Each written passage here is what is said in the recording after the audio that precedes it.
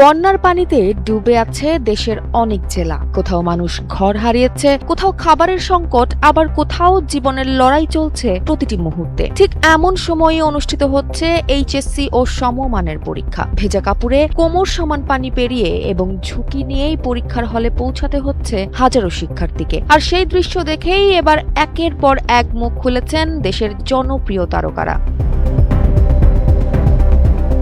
সম্প্রতি বন্যা পরিস্থিতির মধ্যেই এইচএসসি ও সমমানের পরীক্ষা আয়োজনকে কেন্দ্র করে শিক্ষার্থীদের আন্দোলন চলছে। তাদের অন্যতম দাবি শিক্ষামন্ত্রীর পদত্যাগ। আর এই আন্দোলনের প্রতি সংহতি জানিয়ে সবার আগে মুখ খোলেন জনপ্রিয় সঙ্গীত শিল্পী তাশরিফ খান। নিজের ভেরিফাইড ফেসবুক অ্যাকাউন্টে তিনি প্রশ্ন তুলে বলেন, শিক্ষার্থীদের জোর করে চাপ দিয়ে পরীক্ষা যে নিলেন, ছাত্রছাত্রীদের চাপটা নিতে পারবেন তো? তাশরিফের ভাষায়, এইচএসসি এমনিতেই একজন শিক্ষার্থীর জীবনে সবচেয়ে চাপের পরীক্ষাগুলোর একটি। তার উপর বৈরী আবহাওয়ায় পরীক্ষা নেওয়ার সিদ্ধান্ত শিক্ষার্থীদের শারীরিক ও মানসিক দুই ধরনের কষ্টকেই বাড়িয়ে দিয়েছে। তিনি আরো বলেন, ভিজা শরীরে পরীক্ষা দিয়ে কত শিক্ষার্থী অসুস্থ হচ্ছে, সেই কষ্টও বিবেচনায় নেওয়া উচিত। অপরদিকে একই ইস্যুতে সরব হয়েছেন অভিনেত্রী রুকাইয়া জাহান চমকও। নিজের ফেসবুকে তিনি লিখেছেন, দেশের মানুষ বন্যার সঙ্গে যুদ্ধ করছে, এই মুহূর্তে পরীক্ষা নেওয়াটা কি আসলেই মানবিক? চেয়ারে বসলেই কি মানুষের বুদ্ধি, বিবেক, মানবিকতা লোপ পায়?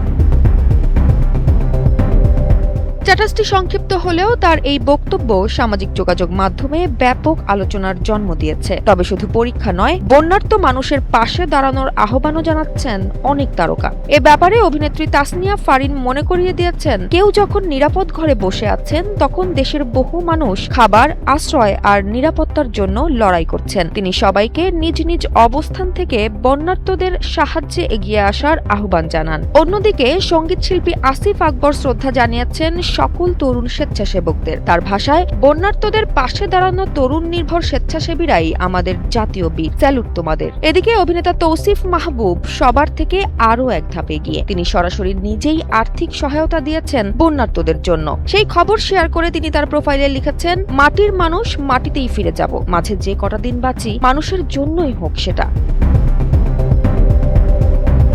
একদিকে বন্যার ভয়াবহতা, অন্যদিকে শিক্ষার্থীদের পরীক্ষা নিয়ে উদ্বেগ। এই দুই বাস্তবতার মাঝেই বিনোদন অঙ্গনের অনেক পরিচিত মুখ দাঁড়িয়েছেন শিক্ষার্থী ও দুর্গত মানুষের পাশে।